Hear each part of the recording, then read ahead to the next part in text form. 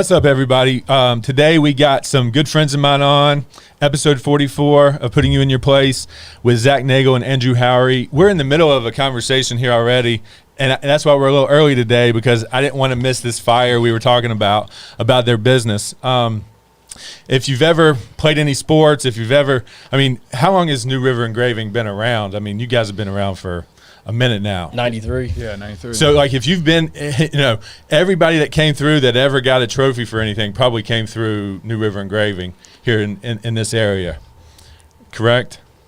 Yeah, I think CMT Sports left. They used to do trophies like that out here in Blacksburg, and I feel like they closed like 97, somewhere around that. Like, so we really were like the only spot around here that you could get that kind of stuff. Right. And we were talking before we came on air. We were just talking about kind of like, y'all's progression in the business, your growth in the business, like the groups that you're connected with, kind of like how you're trying to evolve your business.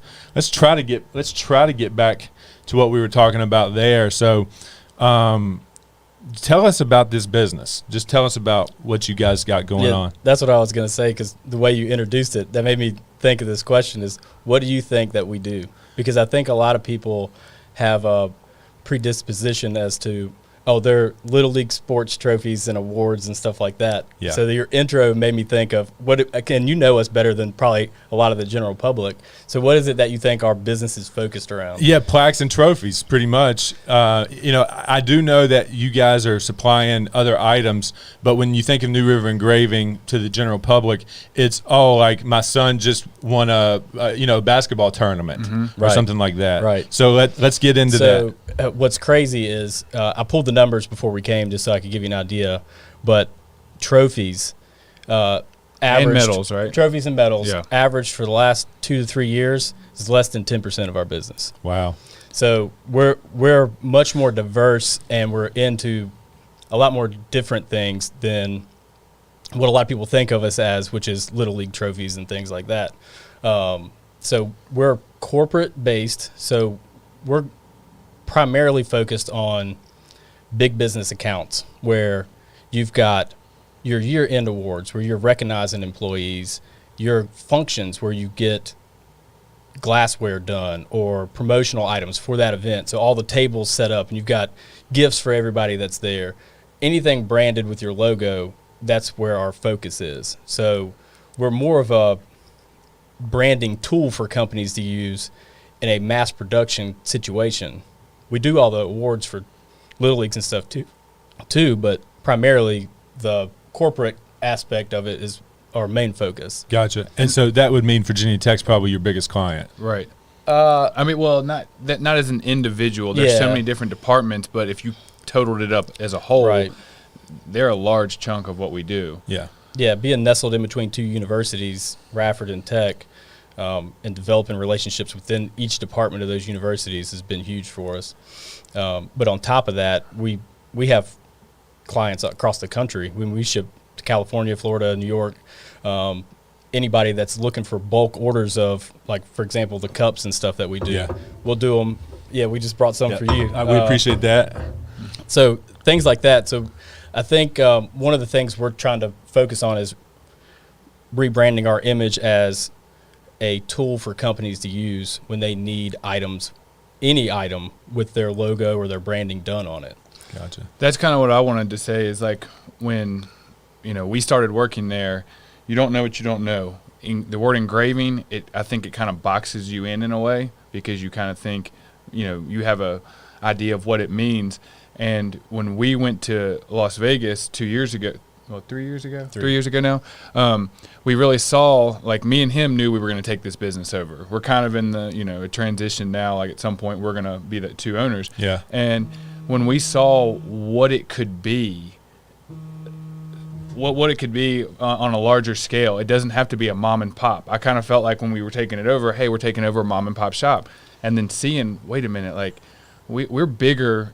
We can be bigger than, just a local, area. And we still want to help anybody that comes in that wants something locally. We can handle that, but we can also handle the big jobs. Yeah.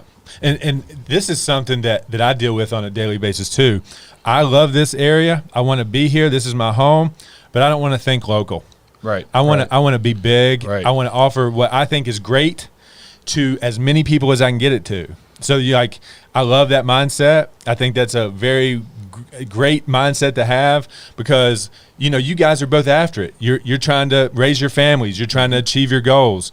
I think it's an awesome story about, your dad starting the business and you supplying, opportunities and loving, the people that you cared about the most and bringing in your best friend on the deal. Like, tell me about that. Tell me about how y'all have worked in this relationship, and that Andrew, he's been such a loyal, great asset to the business, and you're going to bring him in an equity type partnership. Like, tell me about that. That's really interesting. So I remember a long time ago. I don't know if you remember when Round Meadow Pool was still a thing. We were swimming one day. This was like barely outside of high school. And I was like, I really want to, this is what I want to do. I didn't go to college. I was like you knew from early on you were going to take the engraving shop. Yeah, probably when I was 13 is when I really started working there. I'm 35 now, so that's a lot of experience I have down there myself. Yeah. And he started working there his sophomore year. And that's really, I guess, when I started going down there too. He was actually down there a couple months before me because I had football and whatever. But I remember right after school talking and saying, I would really like you and me to take this over, and I don't care. To me, it's 50-50. Like that's what it should be. We both put in the same amount of, effort, time, dedication to the business. So it's not like, oh, my parents started it, I want, 70%, you can come in. It wasn't like that. It's a working partnership from the start. My parents, we are family. My parents don't view him, I don't think, really any different than they view me. They've allowed us to grow from the start. We didn't come in and they say, all right, we're doing this, and, you guys do that. They allowed us to make mistakes. They allowed us to see how far we could stretch things. Yeah. And their focus was, let's service the New River Valley. Our focus was like, yeah, let's service the New River Valley. Let's stay here, just like you say. You want to bring talent here? I want to keep us here, based here, but I also want to see how far we can stretch out and help other people. And I just feel like from the start, that's how he's been, that's how I've been, and it's just been a great partnership. Yeah, like I said, like the fact that you guys are friends and y'all have kind of journeyed together, and that the family dynamic is going to be like, well, we know that this business is going to be in great hands with you two both as partners in this thing. Because when I see a family of your size, I'm wondering, how did that get broke to, the brothers, right? Like, how did they cope with the fact that Andrew got in here and he's going to be with you taking this business to the next level? So I think in a family business, that's sometimes it's tough to separate business and family. Yeah. Well, my older brother Jason didn't want anything to do with it. That's just not his type of business. Yeah. My other brother Isaac, he's a leader in Young Life, and that's his calling. That's what he wants to do. Yeah. So then there's me, who's been down there for so long, and then my brother Cam, who's quite a bit of years behind me. He's 21. He doesn't really know what he wants to do. He might want to be a part of this, and we've both talked. Okay, let's see the hard work. Let's see the dedication to it. Be an employee there, but hey, there might be the opportunity to have him be a part of the ownership group of it. But my parents weren't saying, okay, well, we're just going to give it to Zach. We're buying it. So when we buy it as that's a business decision for them, for us to buy it. Sure. And then whatever they make on that end of it, let's say, whatever, that's how you divide it up to where it's fair to everybody. So it's not like I'm getting something, we have worked hard to earn this, but we're also, whenever this transition happens, we're buying it. We're not just being given the business. Yeah, and I think we both realize we complement each other's skills. So we work really well together because he's strong where I'm weak. Yeah. And we know that I couldn't do this without him. And I feel like he thinks the 100%. same. Like, so we need this team to grow. The dynamic. grow it. I just see how y'all bounce back and forth here talking with me. Like, you kind of are in lockstep with each other on this stuff. So it's almost like you could finish each other's conversation. We started in preschool together, so Right. we've known each other forever. So we're thinking the same thing. Right. And then we work really well together.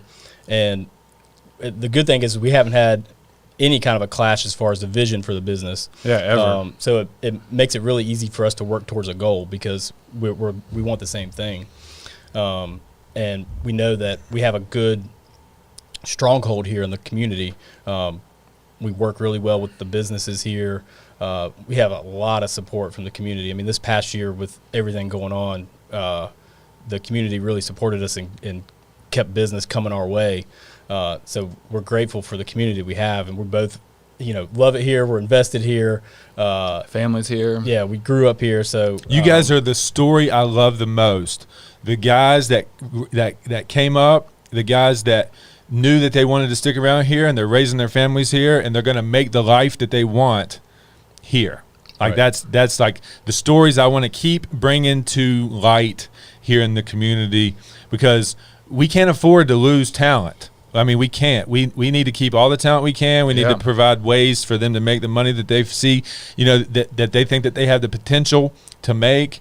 Like, so y'all are the great examples of that. I think at this table shows the opportunities that we can create for ourselves in this community. So let's step back and tell us how you survived COVID, how you survived and changed your model, and what you were able to provide for the community. Give us your COVID story. At first, when everything happened all of a sudden and stuff started shutting down, our focus didn't even go towards what are we going to do for money. We started looking for ways to help. Yeah. So we saw something within our industry. One of our suppliers put something out about using plexiglass for hospitals for a procedure they do on COVID patients. And it was something that we could do.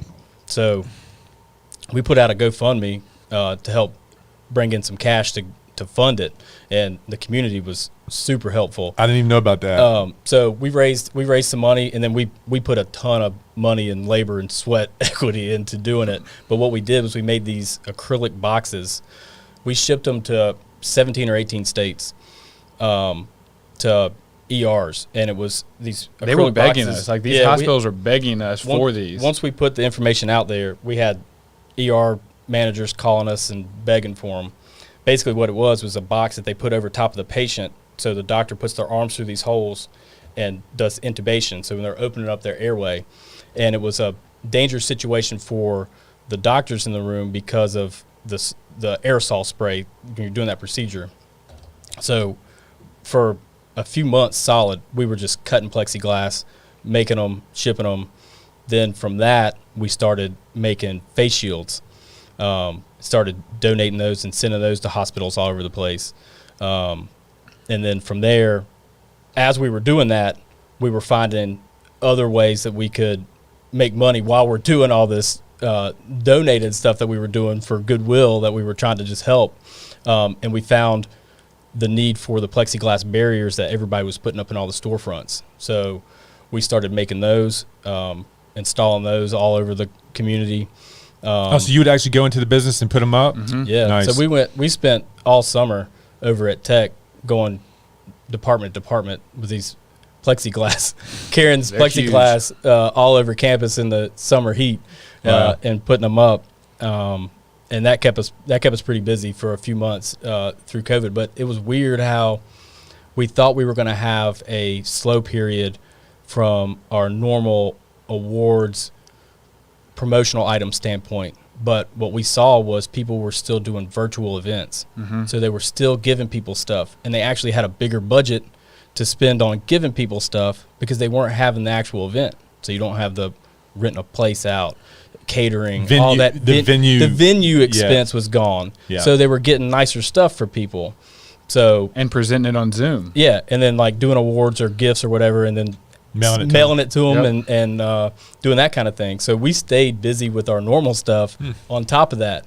So so you just, that 10% kind of went away, but you jumped out there and evolved and provided other services and did other things, and the bulk of your business, the 90, still showed up, maybe even in a better way, in a more profitable way. Yeah.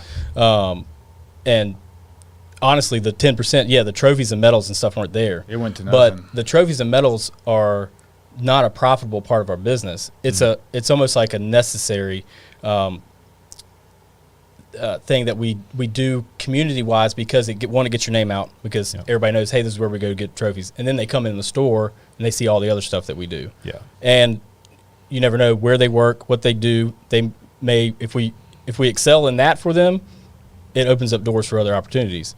So that's like the lottery ticket in the gas station. Yeah, exactly. Yeah, exactly. Yeah. And so losing that, not having events for like sporting events and all that, we didn't even notice it. And actually, it made us more profitable because we were spending less labor time on doing the low profit items and spending it on the other stuff. So it was kind of a give and take. At one point, we were like, man, maybe we should stop doing trophies. Oh, man. I want to add a little to what he said at the start of it. Worrisome. It's like, wait a minute, if everything shuts down, we're not going to have awards. Nobody needs engraving. Like, nobody needs these awards things when we're going through a pandemic.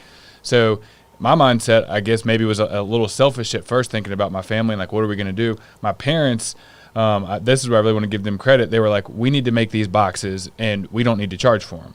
And I'm like, that's crazy. Like, we got to figure out what to do. And I was like, no one's even going to want these boxes. I kind of like almost, I know more than you know. Like, don't worry about that. Yeah. And okay, boomer. Yeah, you know. And then my dad's like, no, I really want to do this. And it's like, fine, let's just do one. We did one. They loved it, and they were telling us how much that could potentially help. And then it started rolling into, okay, we're doing these for free, getting help on the GoFundMe. And so it was helping people, and it's like, okay, that's great. Saving lives, man. Yeah, but who knows how much it really helped. Well, somehow a news article or somebody from the news heard about us, and they did a little like segment on us. And somebody from Volvo saw what we did and saw the plexiglass and was like, wait a minute, they could cut for us. And then somebody from Tech also saw it. So without doing that, they don't know, Volvo, a huge company, Virginia Tech, where then it started spreading around there. If they don't see that, then maybe we don't have the summer that we had. Maybe we're we'd be struggling. Yeah. And, that's what, to me, it was like, wow.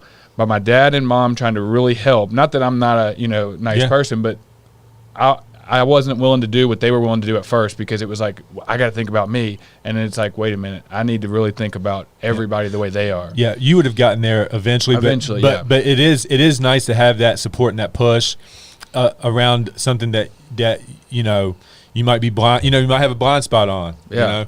So like that, it's just amazing dynamic what you guys have, and I have really enjoyed watching you guys and like cheering for you guys and just seeing the growth of that business. Like, I've always had my eye on you. We appreciate that. Like, I've seen you grow from $600,000 gross revenue to like having potential to really put in $5 million or more in revenue. I think that's the space you're in. I think you guys can really push the envelope and really accumulate the life that you want through that little engraving shop. And that's what's wild too. It's wild. I mean, me and my wife both work there, so all our eggs are in one basket. Then he's down there. Both of my parents are still working. They're there. My brother is also down there. So it's a lot of families this is supporting for a little engraving shop. And that's kind of how I always viewed it at first. Like, we're just a little engraving shop. But then it's like,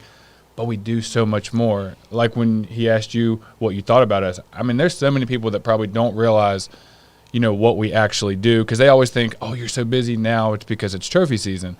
Well, I mean, that's just a drop in the bucket. It's like, okay, trophies, no big deal. I mean, I came to you guys for my first shipment of pens. Yeah. I mean, like, we still have those. Yeah, where pens. you doing at, Scott?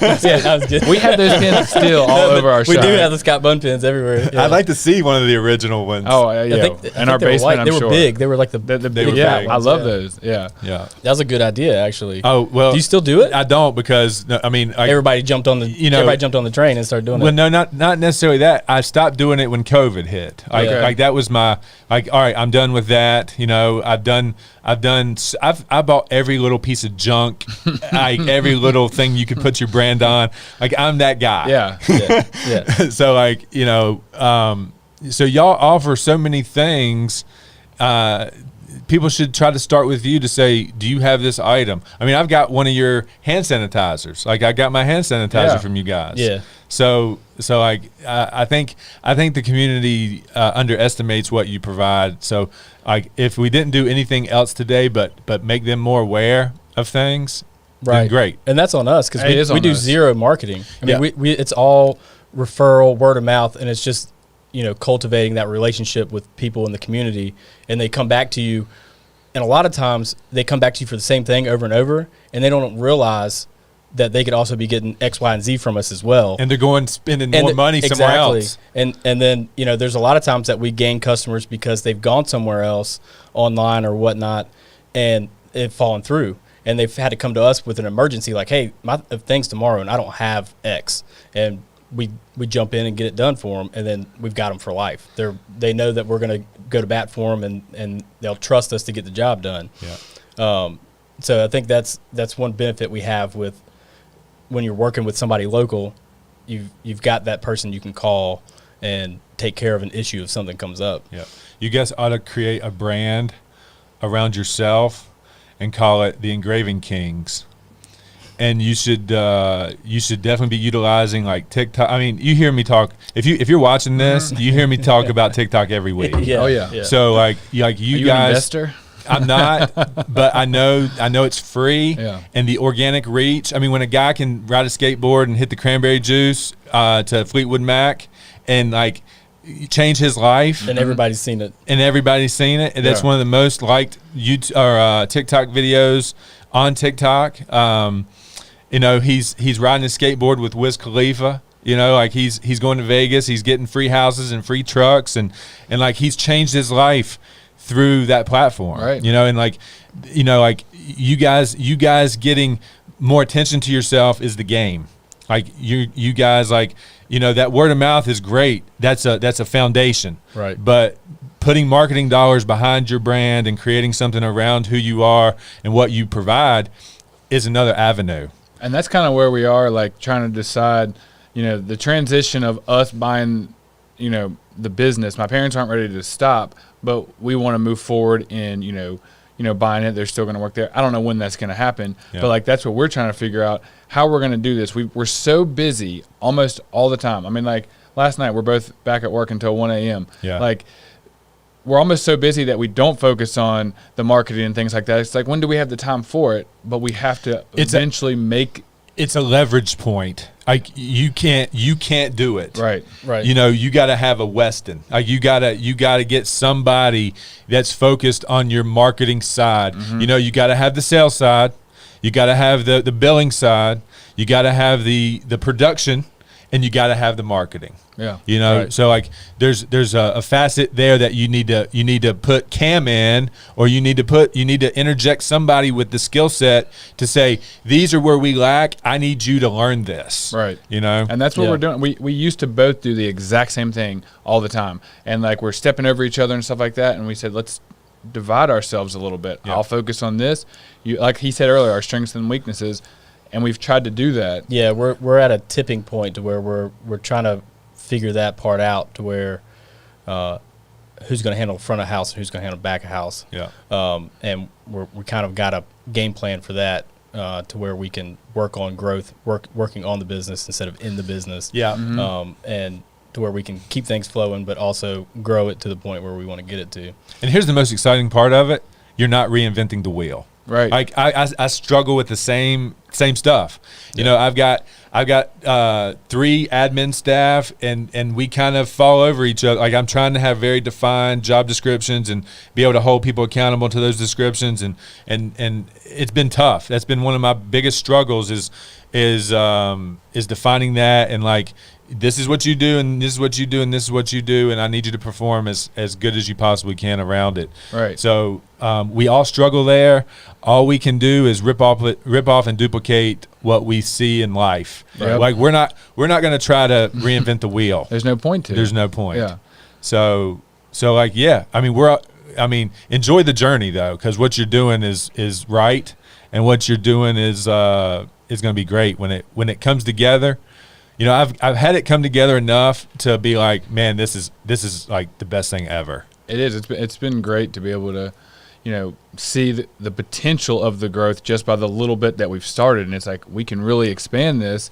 It's just us getting together more and figuring out, like, again, we're always working, which is great, but it's just like, we gotta. So you are definitely a part of the If I'm Awake, I'm Working crew. Oh yeah.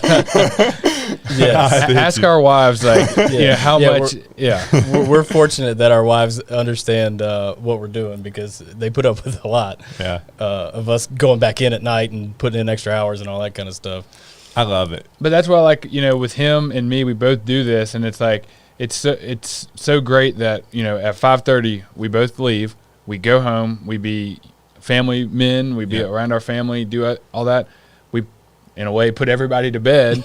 Around 9 o'clock, we come back in, and it's like, that's great because it's just me and him in there. We're cranking out orders. We can do whatever we need to, but it's like, we didn't just keep working and you miss out on the family. Like, we're making sure we still do that. He gets a lot less sleep than I do still, because he has to get up early. I don't know how he does it with as little sleep as he gets, but it's like, we do what we can to, keep our families going and to keep this area serviced the way it needs to be. And, I think it's awesome. All right, let's just get off business. Let's just what's going on? Before we switch it up, you were talking about what it is exactly we do. And part of what we do is we make people feel good by receiving things or getting things whenever they're given a gift or whatever. So we got something for you, because I really like the show, what you're doing, focusing on local businesses. So I want to see it succeed. Yeah. So this is a motivational tool we're giving you. All right. So there's some stuff that we've engraved for you. That's a little champagne flute awesome. with your. Why would you need champagne flute? what would be the need of that? Yeah. So I'll let you open this up. Check it out. Am I prepared? Do I need like a quart? No, you're not going to drink it today. You're not going to open it now. This is a motivational Here's why you won't do it. Oh, man, that is awesome. I need to get to 1,000 subscribers. So when we get to 1,000 subscribers. Yep, that's the point. It's a motivational tool. You put this up on the shelf. It's got 1,000 subscribers on it. When you hit it, you pop that open. I don't know if you drink champagne or not. I almost did Welch's grape juice, because I wasn't sure if you drink definitely champagne or whatever. But we wanted you to have something that you could put up on the shelf and look at as a goal to get to. Dude, that's freaking awesome. And how many people would know that something like that can be done, because that's not engraved, right? And but this is, so it's like it's just different things like that we can do that we need to expand. Put me 3 more on order and I'll come pay you. No, you're good, man. You're good. Oh, you need 5? Yeah, I need for the office. I got you. Because we're going to celebrate that. That'll be a company celebration. We'll send you some stuff. Cool.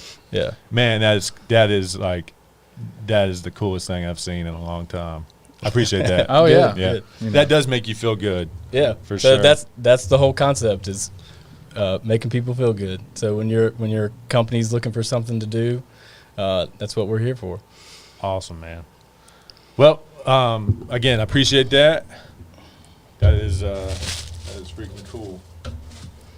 It's a goal to strive towards. It is, man. As you've been already. Honestly, I kind of get frustrated. I get frustrated because I want it now. I want it now, and I want my people's support. I'm doing this because I think other people have done it. I think I'm capable of it. And I would love I got 1,000 people. I got 5,000 people on Facebook, something like that. Right. And I've got friends that aren't even paying attention, and I wish they were, and I got friends that behind my back, I know they're laughing.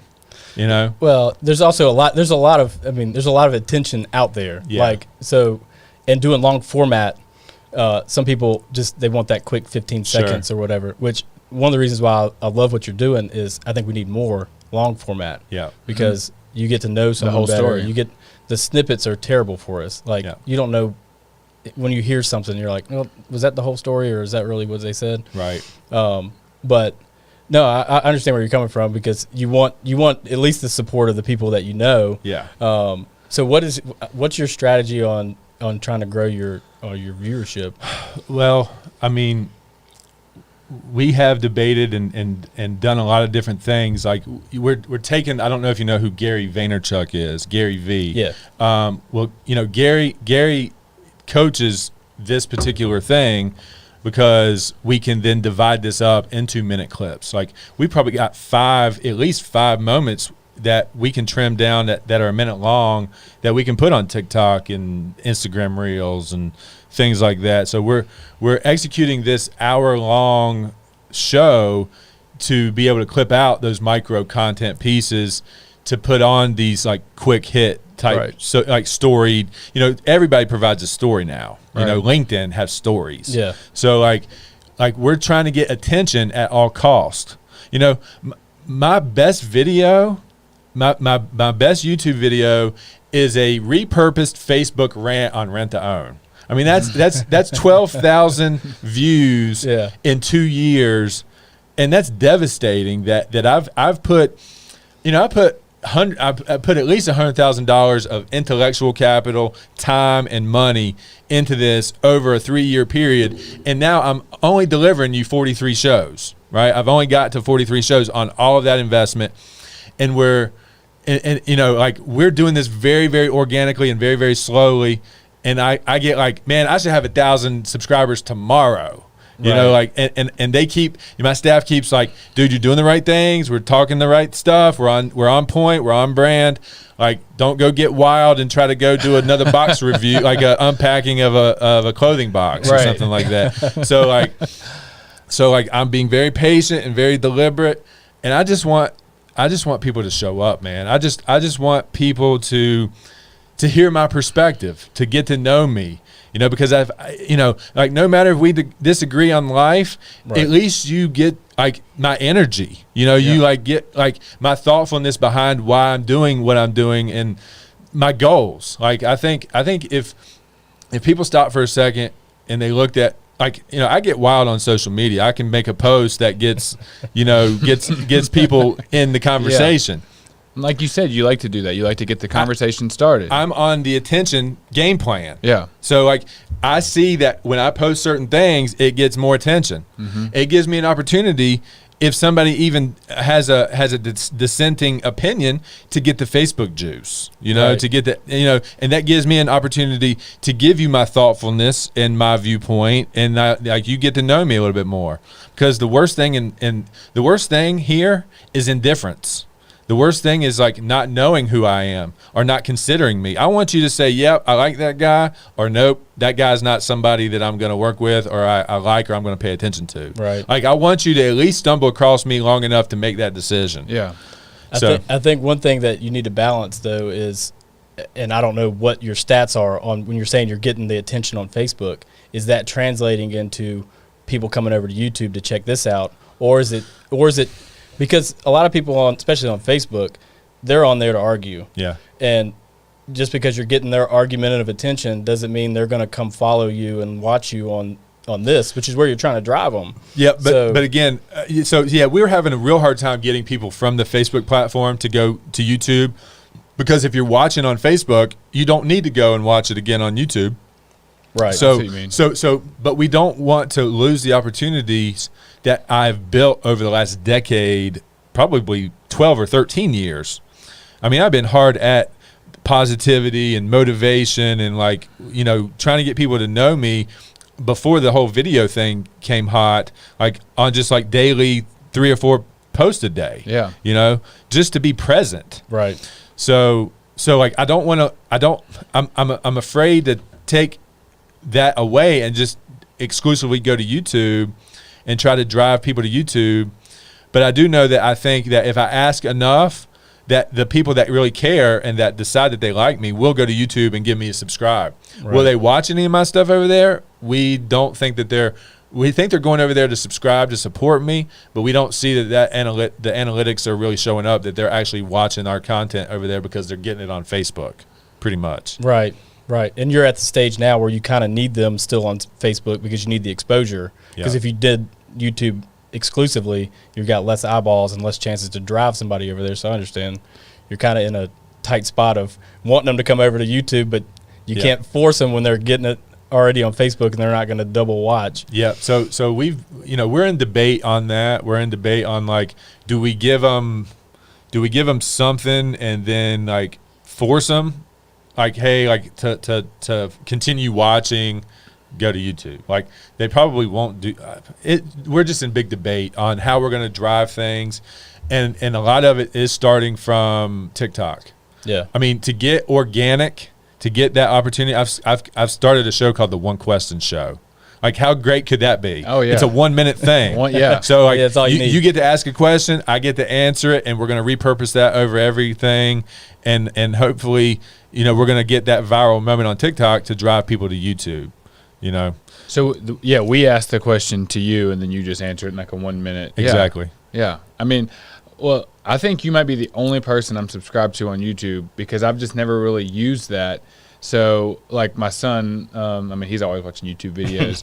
So, who knows what he's subscribed to. But, like, that's just not necessarily an avenue that I've always used until I started watching these clips. It started, I think, with Derek Nallen when you had him on here maybe the first time. You've had him on 3 times? Yeah. Yeah. And then I start, Jason Diggs and different people that I know. It's like, man, this is really cool. It's in depth. Like, that's why when you asked to do this, it was like, even though it's our busy time right now, it's like, we got to do this because I think it's awesome. You're doing a deep dive and you're really helping out the person that you're talking to, getting to know them, getting their story out there, getting people to know them. And at the same time, I think they're getting to know you, which, you are doing things the right way. I'm impatient too. I want it immediately. Yeah. And it's not that I give up if I don't get it immediately, but it's just I understand the frustration of, I'm just not patient. Yeah. But and I gotta thank you for that connection. You're directly responsible for my current relationship with Derek because you positioned him with me. You got him back with me as he was leaving Charlotte. So like, you connected me with him, and me developing that relationship with him starts with you. And I appreciate that. And you, I'm back in good graces with you over, our history and that little hiccup we had and the real estate transaction that we had. Yeah. We were both younger. Exactly. And, I was 20. That was like the first couple of years in the business. Yeah.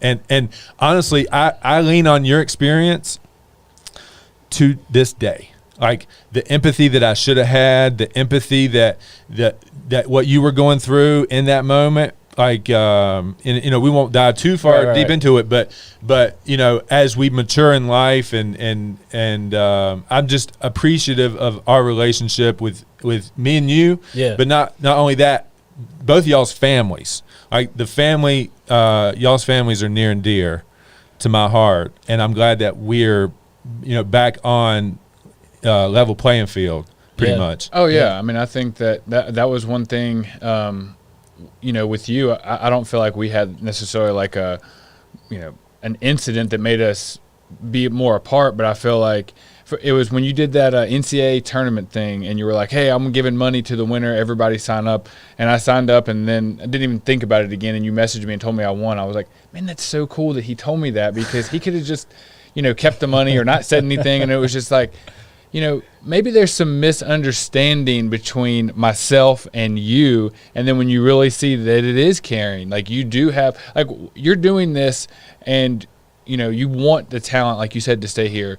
The care that you're giving to people like us, like we do zero marketing. Well, this is like all the marketing, This is the beginning of what you should build off this. Yeah, and that's the thing. If this is the building or the stepping stone that we really say, okay, we're doing this and that, it's like, well, that's because of you. So like the connection right there is just, it's great. Yeah, I've been trying to be more consistent on social media. Like I do stuff so sporadically. Like I've been trying to, and then whenever you started doing the show and it was like, we're doing it Tuesday no matter what, that was kind of motivating me to be like, all right, I've got to set a schedule for Facebook and Instagram for us to post some kind of video or image or something of what we do. Because there's so many crazy things that come through there, and we're just so busy a lot of times that we don't even take pictures of some of the cool stuff that comes out there. So I've been trying to do better about getting, just that media to put out there, and part of it's been watching you put so much stuff out. It's motivated me to like try to stay on top of it. Yep.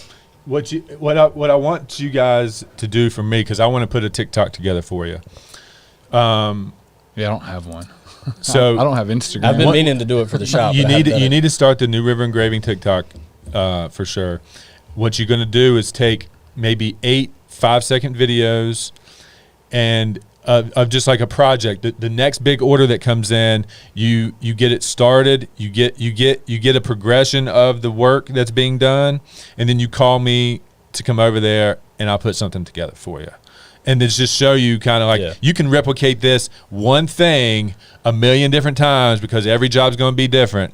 And if you do this and you pick the trendy sound, you know, just on like the jobs that you do. Yeah. I mean, there was a guy pressure washing a brick paver and he got like 400,000 likes on just pressure washing a brick paver. Those are those satisfying videos where it's like you see something progress. Exactly. When this engraves, like to see it in the machine, it's pretty cool to see nothing there, and then you don't see the laser beam, and then all of a sudden your image shows up.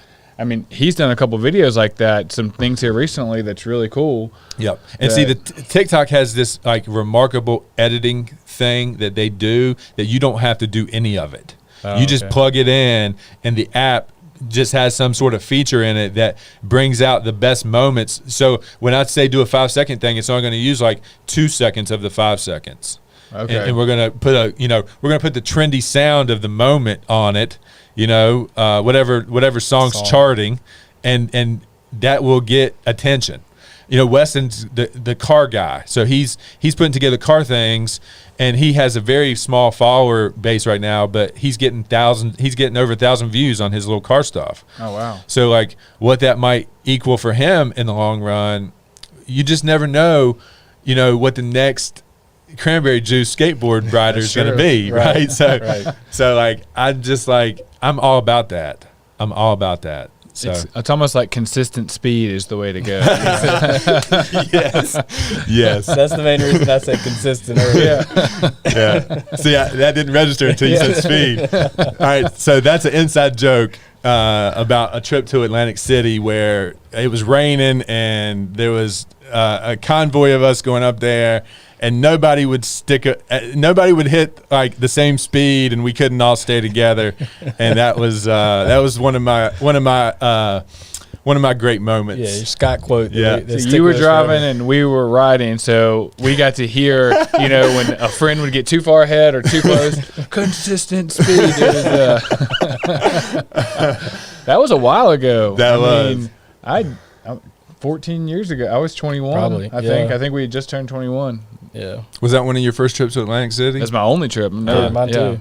I never went back because I wasn't going consistent speeds. I was like, I can't do that. Was the slipped in the shower. Yeah. Right? Oh, yes. There were some great stories on that trip. Hey, there's not a dull moment with a trip with me. Oh, that trip, yeah.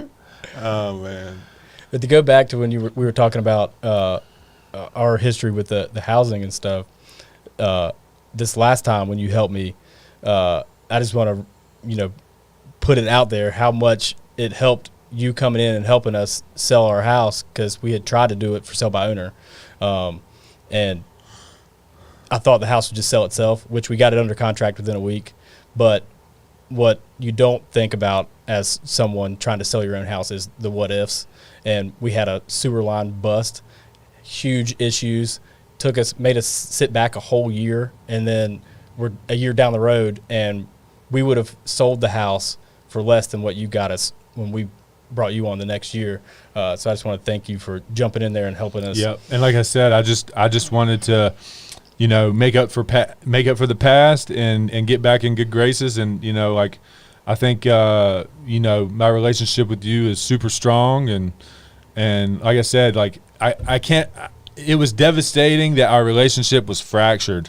Like that was like, for anybody that I care for them not to think that I'm valuable to them is the most devastating thing that I can experience. Yeah. Like I want purpose, I want opportunity to show what I'm capable of for everybody, especially, I got in this business to help my friends. I got into this business. I learned real quick that my friends weren't going to get me there. You know, like my friends, like it was great to have that base, but I had to go and and meet people I don't know. I had to do that. It wasn't going to be enough. It wasn't going to be enough. Though you're good at meeting people you don't. I mean, because you can talk and you know. But it was devastating for that time period, just in our relationship, to feel like you wouldn't consult me in that fashion. Right. You know, and anybody that is in my network right now know that feeling is the same with you.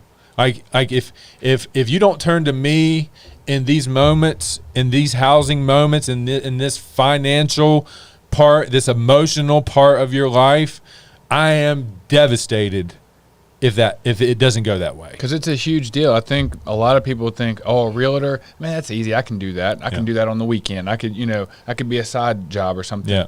You don't like what he said. You know, he put his house up, it sold quick, but that problem, and how many times is there that problem? And it happened to him, and you know, with your experience, you were able to, you know, to really help him. Yeah, and the big thing was me encouraging. Like, he was ready to give his money away. Yeah, I was going to leave money on the table. I mean, we would have sold it for less. And I was always the guy there encouraging, hey man, don't feel threatened. Don't feel like you're about to. Do not fear loss. Like, believe in me. Believe in this situation. Believe that I have my thumb on the temperature of this market. Yeah. And believe that I'm going to get you the money that I tell you is available. You know? And he's like, dude, like, we can't. No, I'm going to take less money. I thought it was crazy when I first. It's like, there's no way. And then it was like, what? Yeah. Like, okay. This last time, even this last time, we took an offer. It ended up falling through, but we took an offer, and you told us not to take it. You were like, I'm telling you, you're going to get a better offer. You just need to be patient. And this was only like 3 days into it or something. Yeah. And you were like, there's a better offer out there. I don't think you should take it. But we wanted to take it because it was cash, and it was going to be a quick transaction and all that. And we looked at that like, hey, let's get it done. And you're like, I'm telling you, there's going to be a better one. And that ended up falling through, which you helped us with, you know, the situation where it was a little bit unreasonable what they were asking for. Oh yeah, they wanted you to do everything. It was crazy. Yeah, a whole new house. and then like you said, about a week later we had a better offer. Yeah. So I could definitely vouch for you because I've seen you from at the beginning, and I've experienced having you here recently within the past year. Leveled up, huh? Well, yeah, no, but I mean, I didn't know what I was doing the first time. Right. That was my first time trying to buy a house, and I didn't know what I was doing either. Yeah. You at that point, you were probably still within the 50 first transactions of my career. Yeah. At that point. Yeah, and it's and I can tell you from the customer side of it, completely opposite ends of the spectrum as far as how you handled it and did it. Like one thing that I thought was cool was the strategy that you put in place. Like when you came and took pictures, you were like, dude, your house is great. We should just put a time limit on it and say, hey, we want offers in by X date, and then we're going to decide. Yeah. And I would have never even thought of that. I don't know how many times you've used that strategy. We are using that a lot today. Yeah. You know, with the competitive situation, like, you know, I feel sorry for these buyers right now because, you know, at this point I've had like over $3 million in losing buyers. Over $3 million in volume of people that have put offers in, tried to negotiate, tried to be the best offer, and they've lost. So that's you know, so that's where I'm suffering right now in challenges. And you know, that's $90,000 worth of revenue that I got a void in my business in, and that we're just like desperate for other opportunities to come on. So yeah, I mean, there's still challenges here. And dealing with somebody that understands, that has the experience and knows how to write a winning offer. You know, typically when we're losing, it's the client can't go beyond what I'm advising them to. Like, I'm giving them the advice of a winning offer, and they're like, well, this is just as much as we can do. Right. Pretty much. Yeah. Well, right now people are paying more than what they should be paying. So a lot of people are probably at that limit. Like, I don't feel comfortable. Yeah, even though that's the going rate for that house now. And that's kind of the right mentality. Yeah. Like, you need to be patient, and I'm okay with my clients losing as long as they're not devastated with losing as well. Like, hey, like this, sometimes I've had to be like, this is a very reasonable offer. If you go any further than this, it's like you got to know that you're here for the next 20 years. Right. Like, you cannot call me in 5 years to try to sell this house, because where the market might be, but you never know. I mean, inflation's coming. There's some crazy things coming our way. A $15 minimum wage by 2025 or 2024 here in Virginia. I mean, like, who knows where we are? And if people at Wendy's are making that amount of money, what can they afford? Like, will they be able to afford more things? And you just never know how that inflation is going to impact our economy. Right. So that typically raises the value of everything. It's interesting that there's certain professions that people, they don't think they're an expert, but they think they know. And I think that's with real estate. Sometimes it's like, oh, I know this. That house worth that. Like, people don't value, I don't think, realtors as much as they should, and value like your advice. Like, a lot more. And some people, they might know what they're talking about or things like that. But I just feel like that's what's an interesting thing about like your business, because that happens with us sometimes. People come in, they're like, I want to get this, and we have really reasonable prices. We have a lot of people that come to us because it's like I was going to get that here, and it's just way too expensive. You guys only charge that, but then the person that comes in, they're like, well, I ain't paying that. That's way too much. And it's like, $5, it's too much. Okay. Right. It's just, isn't it funny how that goes? Yeah. Like in every industry, it's like you've got these people that provide the same product, but they're charging so different prices for the same product.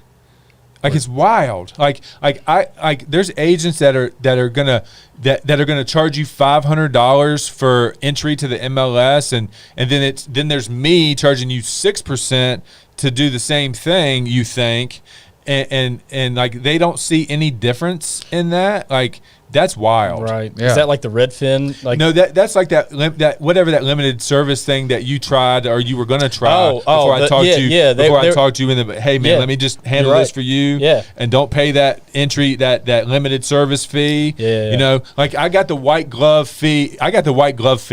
Yes. So like you can have the Walmart down and dirty fee, or you can come get the white glove service. But don't ever box me into the same category. Mm-hmm. No, it's not the same. Yeah. I mean, they came and put a lockbox on, put it on MLS, and that's it. Yep. They Good gave me luck. a sign. I didn't even use it. Right. I made my own because it was garbage. So pretty much he made his own sign at our place. So it was a good luck after that, wasn't it? Yeah. Yeah. And it was. I mean, I don't think I went into it thinking that I was going to get the same service as a normal realtor, though. Yeah. So I bet some people do, but I went into it knowing that you were gonna have to do the work. that I was going to have to put the sweat equity into it and do it myself. But looking back on it, 100%, you were definitely right. Obviously, it turned out with you jumping in there and helping that you got us what we deserved out of that house, and made it a smooth transition for us. Yeah. How's the new house construction coming along? It's coming along. We should be in hopefully in July, and we're using Tyrus. Yeah. I don't know if you've done stuff with them. Yeah, I've partnered on a couple of things with him. I've helped list a couple of things for him. I put AJ into one of their in one of their homes. Yeah. So I think they're a good builder. That's what got us into it, was AJ's neighborhood Yeah. and looking at it, and we really liked everything that they did. And so far, I mean, the construction seems like super good quality. Yeah. They've been great to work with, and I we're recommend excited. them. I definitely recommend them for sure. Yeah, we're excited, man. Looking forward to it. Although I don't know how many people do this, but if I could go back and do it again, I probably would have had somebody like you handle everything.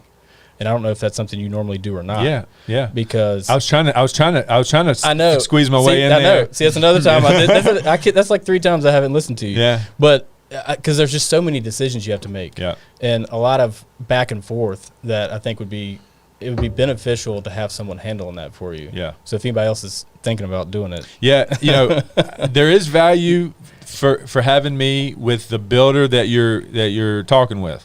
Like, honestly, they got to save 3%. That 3% is going to go in their pocket. They did not pass the savings along to you. Right.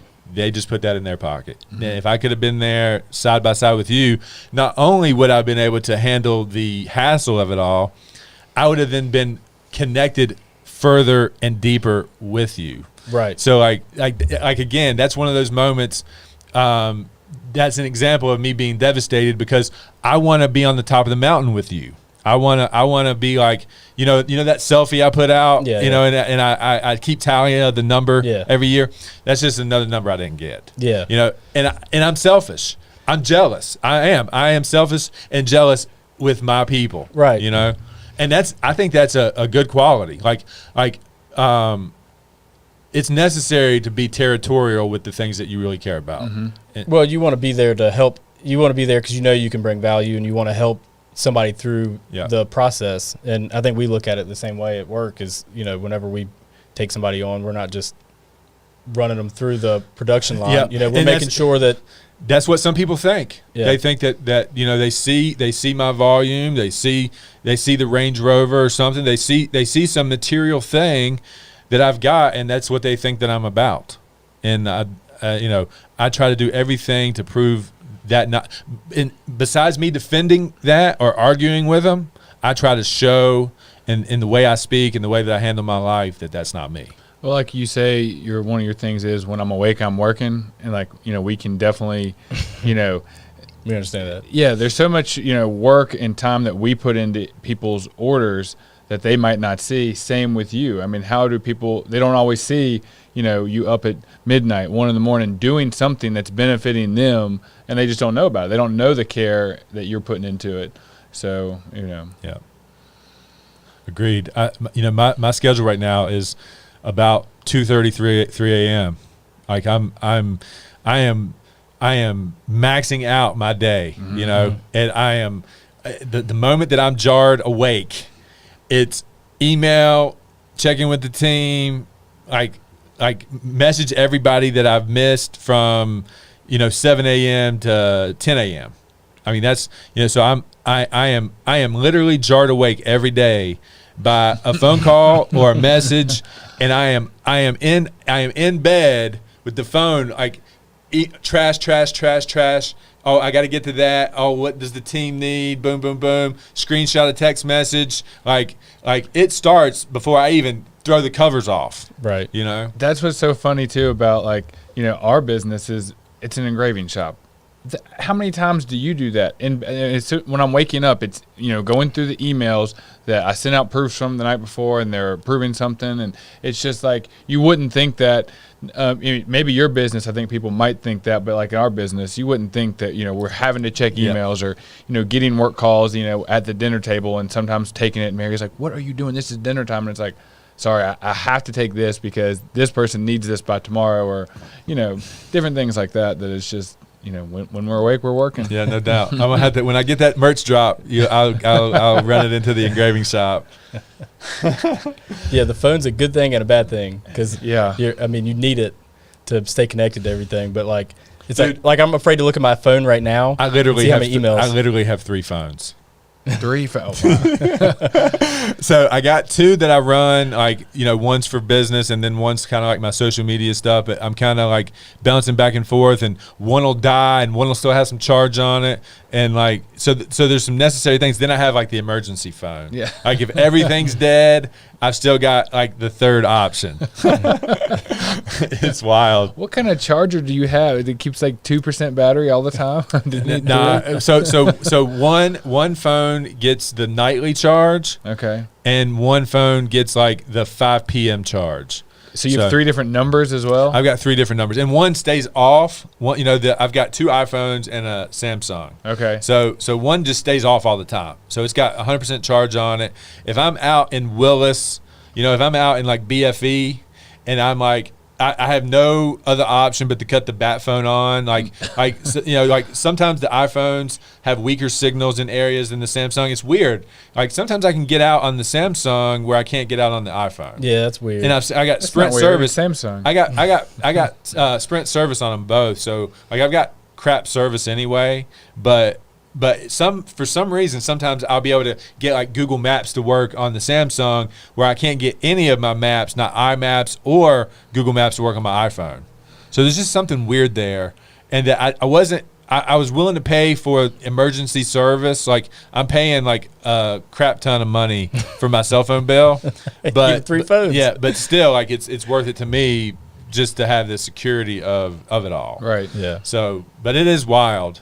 And the people's reactions are pretty funny when I tell them I've got 3 phones, and I have 2 of them in my hand, and people are like, "What? You got 2? What do you got 2 phones for?" And then they see your pocket buzz, and they're like, Speaking of service, I heard you talking about Starlink the other day. Yeah. Have you already signed up for it and got it? I'm about to pull the trigger for the equipment because I've got a duplex in a remote situation, and they always complain about the internet. Okay. So I'm definitely going to be a Starlink provider on one of my rental properties. Yeah.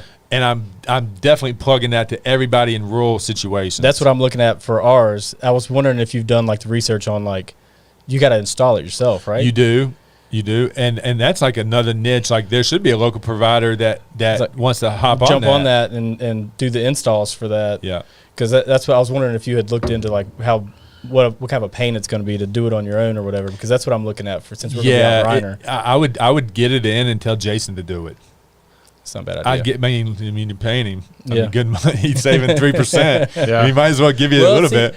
This is one thing I was going to ask you, because I don't know if you've done this with them or not, but I'm pretty sure when we signed a contract with them, it said something in there about it didn't matter if we had a realtor with us or not, that there was no percentage to go to a realtor in the contract. And I don't know if it was just specifically because we had already been working with them, but I didn't know if that was something. So if I would have entered the space with you to begin with, and I was on the list of, he would have that baseline price would have been the same, and he would have had to pay the fee. I got you. Yeah, because I wasn't sure because the way it was worded in there. Yeah. And I was trying. I know you were. I was like, how am I going to get in here? And like we tried to find you something on the resale market, but we just couldn't get the value of that location that you have. You're gonna be like right next to Jessica now, right?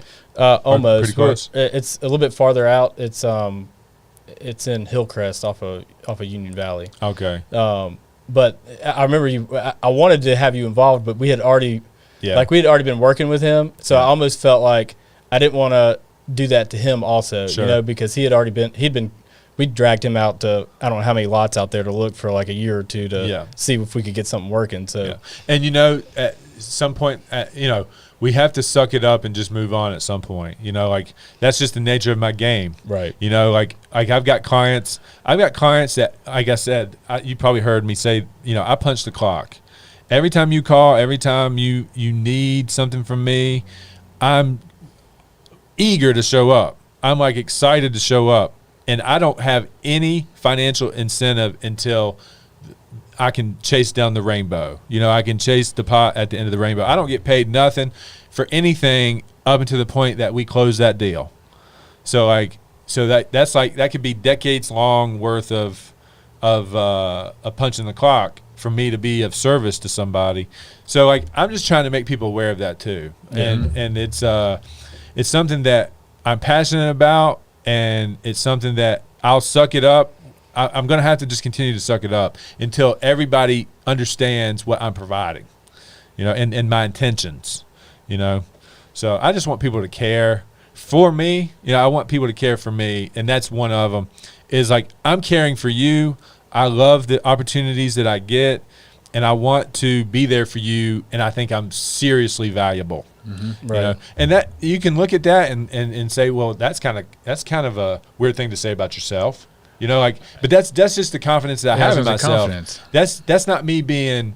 I hope that doesn't come across as me being like a jerk or self-centered or anything like that. Like I think I've been put in a box like that, even by like some of the people in our box, even in our circle, is like dude's only out for himself. Dude only thinks about money. Dude only is angling you every chance he can. I think that's a perception of me within our friend group, is that what is his end game? Right. What is he after? But honestly, I think I'm just big time misunderstood. I think. Yeah, I mean so. I can see that. Yeah. But I think you also have to have that. You have to have that confidence too, because I mean we are the same way at work. Yeah. We're not arrogant, but when we're dealing with a client, we want them to know that we bring value, and that we know that, hey, if you bring this project to us, we're going to handle it, and you're not going to have to worry about anything. Yeah.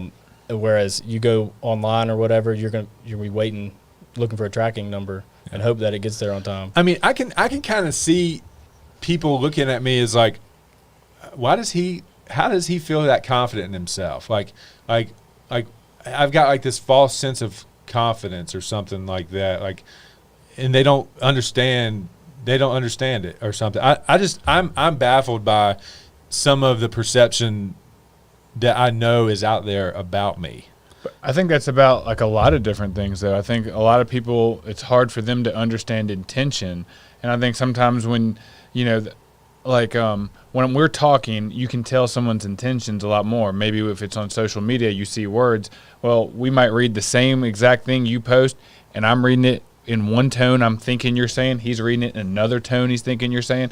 So I think that, enough of things out there like that, someone's like, well, I don't really know his intentions because I'm reading it like he's saying, like, me and my wife, some of our worst fights are when we're texting about it because she thinks I'm being sarcastic about something when I'm just trying to like state something. And it's just, I think that's where lines get blurred a lot. And that might be part of, why people see you in a certain way, but you sit down face to face. And I think that's where people can see that you care. Yeah. This right here shows people more when they're watching it. I think they can feel more what you're saying and, know that you care. Yeah. Yeah, maybe you don't want, you said earlier you wanted people to know right away if I like this guy or don't. Maybe you don't want people to make an instant decision on you. Because a lot of times people get a misconception about something you put out there or something you post. They don't know your intent and they don't know the background. The people that know me already have made that decision. That is something I'm trying to change. The people that are strangers to me need to make that decision. So then I have the opportunity to do the same. I got you. Like filter out somebody that's not going to work with you to begin with. Exactly. And the opportunity to win over somebody that was originally a hater, love it. Oh, yeah. Love it. Yeah. Like that, like I want my crew, and then I want the crew that's obviously a threat. I want to know my enemy. I want to know my enemy so then I can empathize with them. And then I can like try to change their perception and like get them as an ally. Mm-hmm. That's it makes sense. So there's two different little things there. One, we're talking about people that already have a history with me, right? That think the way that I was saying. Like what's his angle? Like where does this come from? Like that type thing. They've already made a decision. Like I'm trying to change that decision on those people. Number two, I'm trying to drive a bunch more people in the funnel to either decide yes or no, and then change the no's and really go deep with the yeses. Mm-hmm. Makes sense. Yeah. Cool. Well, I mean, what's the time? So we got an hour. Okay. I think we got a great hour. Okay. I love to have like I want to have my friends come on a regular basis. Like if there's ever any other opportunity that we see the need, I've got other show ideas too. Like, we come in and we watch the game and we just shoot it. Like we just shoot the shit, right? Like we just get into like what we would do off air. Right. like literally the Joe Rogan experience with MMA. He brings his buddies on and they watch the fight and they just sit there and cut up. That's a winner. Yeah. With this group, with the group that we have, Derek Mellon maybe involved. I mean, poker night. I mean, we had some fun with that, man. Like the Zoom stuff was, that was like so fun. Like we have to like edit out some of that stuff, but like that. I think if the camera was turned on this group, we would be insta famous. I mean, that would be viral content. We get Chris and you and like Derek and like all these big personalities that have like very opinionated, like passionate, like well delivered thoughts. That's man, that's just like, I don't know how I didn't get an invite to that poker review. I didn't get. Dude, that was some of the funnest stuff, man. That was so fun. I don't know why we Zoom stopped. Poker the poker. Everybody got busy. The poker game. You said it was going to die out. You said it was going to be hot for a little while, and then it got nice outside, and then it was like you could not get people to come back. The sharks don't stick around to eat the sharks, right? And like once some of the casuals kind of went away. You know, like AJ doesn't show up, and like I show up for AJ every day. You know, like I'll show up. I'll show up. You know, if it's like you. I'm going to leave you off this. If it's you and me and Coop and Terrence and Ken, I'm not playing in that game. You know, like, Milton. Yeah, well, yeah. I mean, I don't give him the same regard as the whole group does. I think I'll show up for Milton. Yeah. but like when the casuals that like don't study the game and like.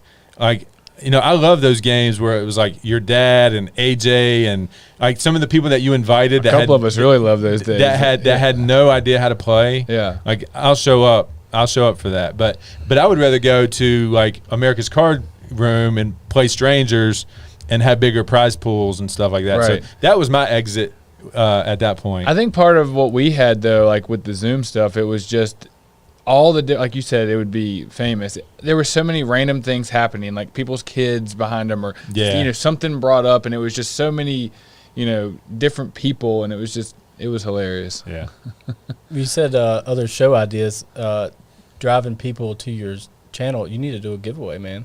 You need to have. I do. You need to have something that, hey, subscribe and watch X episode, and we'll give away this, or you'll have a shot for this. We could help you with something. Yeah, like that. I definitely need to do that. Where we like, we have them share on Twitter and like tag the hashtag or something like that. We tried that with Dennis's book. Yeah. And I think you got a copy of it. AJ got a copy of it. There's some copies that went out. We definitely need to do more cross promoting. Like honestly, for me not to have you come in here and like go live and y'all share this on y'all's page, like I'm just not doing everything that I should be doing. Like y'all should like when we went live on this thing, I should have had you share this on your page, so we got more live views. We're only doing this on Facebook Live because of the algorithm juice. And if we're not executing that properly, then we're missing out. So like I need to do more thought around that because both of y'all, we could have had probably 4 or 5 times more people watch this if I would have done that. Yeah, I thought about that, having one of our phones just set up on the table in here and seeing like a behind the scenes, because I mean, I don't think people realize looking at it, the setup you got in here, right? How legit it is. I think it would be cool to have like a behind the scenes, like the next time you have somebody. I actually handed him a phone, and we do some of that. We just haven't started rolling that out on like where the local eyeballs are. Like we put that on our TikTok a couple times. We've had and we've tried to like preview. We started because when you see like the sitcoms we used to watch, well, the news used to break in and like tell you like the preview of the news for the day, and you're like, oh, I gotta stick around and hear that. Oh yeah. Like we need to do stuff like that, and we're missing out on that. Yeah. But that's the great thing about like where we are. Weston, we're getting ready to bring on a guy named Logan to replace Sky, and we're really excited about having this team evolve and like be able to do more things like that. Mm-hmm. Yeah. So yeah, wherever we can collaborate, man, I'll definitely like say, hey, this is what we're thinking. What can you do? Like, I'll definitely use our relationship to help. Like right now, a lot of people are getting, this is a time of the year people get married. Like there might be like a wedding package that we put together that you can give away, like the wine, the champagne glasses right there. We do a lot of that, cake and knife servers, different things like that we provide that people don't realize that we can do. I don't know how that would go with whoever you have sitting here for one of the next episodes, but you could figure out. I mean, honestly, I do need to have some sort of, hey, thanks for coming and being on the show. Do some sort of like either a hat or the if I'm awake I'm working T-shirt, or like some sort of gift thing for them becoming a part of our library of shows. Like those tumblers right now, everybody uses those for something. You could do something like that, and we could put their name on it if you wanted, or just get blank ones like that and just be able to, or just with your logo on it or something. Dude, that is so awesome. Dude, you guys really hooked us up today. I appreciate it. No problem, man. I'm gonna have I'm gonna have to find it. Like when we hit 500 on TikTok, I might have to get you to do something for me on TikTok too. Yeah. Because that's a really trending thing. Like celebrating like putting a video together saying thank you for 500 or whatever the number is. Like that's like viral. Like people have gone viral by doing. You that. might have to put that sitting out here so people see it and they're like, oh yeah, I want to see that. I want to see him be able to celebrate. Hey, help us pop the bottle. Help us pop the bottle. Right? Yeah. No doubt. That is what we'll do. I almost did 500. Because I knew you were gonna hit that sooner, and I thought for some reason isn't 1,000 when you can start monetizing. Exactly, that is the number. Yeah. That is the number. So you were very thoughtful on that. I appreciate that. Yeah, man, put it up on the shelf, and I will. And we will try to find. I'll try to find. Hey, help us pop this bottle. I'm gonna say that after every show. Yeah, and I'll definitely do that. Yeah, and man, I mean. I could talk to you guys for like a day. I really could. Well, let's just keep talking until episode 45. We got the rest. We got a week. But yeah, so we'll just we got to get you guys back to business. I got to get back to business. Weston, do we have anybody engaging with the thing or asking any questions or anything? Like where can people find you? I'm going to give you guys an opportunity to just plug your business and tell them where you are, tell them how to find you, that type thing. Do we have anything like that, Weston? Matt Spencer said that I could vouch for that when you were talking about always being available for people. He said we've had Scott run all over the place and we bug him with constant questions, but he always comes through and hasn't got paid yet. It's really pleasant. Well, appreciate those kind comments. But yeah, so let's just give them like where they're gonna find you guys.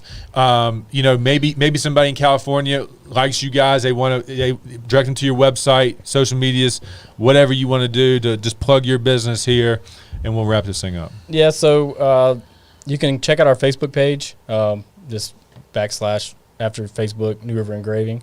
We have a website, newriverengraving.com. We keep it simple. It's a long thing to type out, but you'll find us if you do that. We have Instagram also. It's NR Engraving, I believe. We try to post a lot of stuff on Facebook and Instagram showing the different kind of things that we do. But basically what we tell people is if it's something that you can put your logo or your name or personalize it in any way, it's something we can do. Whether it's something we supply you or something you bring in. We have a lot of customers that'll box ship us, pallets of stuff that will engrave parts, whatever. We do gun parts for gun manufacturers, and nice. they'll drop stuff off, and we'll just run their parts. So it doesn't have to be something that you buy from us, but we're a full service engraving shop, and we're ready for whatever you want to send our way.